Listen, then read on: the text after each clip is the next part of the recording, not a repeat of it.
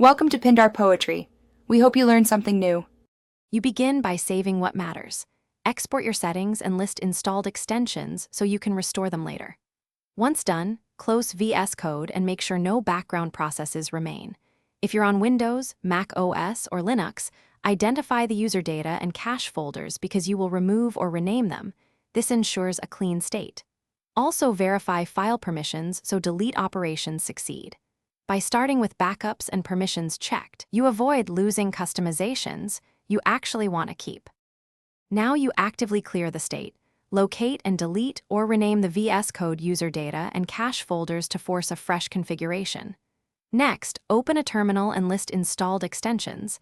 Export that list so you can reinstall selectively, then uninstall problematic extensions. Make sure to reset settings. JSON, either delete it to restore defaults or replace it with a curated backup. While doing this, watch for workspace-specific settings folders and remove them too. This prevents leftover config from reappearing when you relaunch.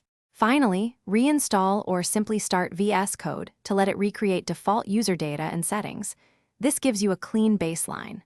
Once launched, reinstall extensions from your saved list one at a time and test important features and key bindings to ensure everything behaves as expected.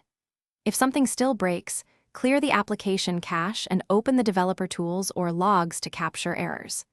As a troubleshooting tip, restore your backup settings incrementally to isolate the specific change causing trouble and resolve it quickly. Thanks for watching. Consider subscribing if we helped you.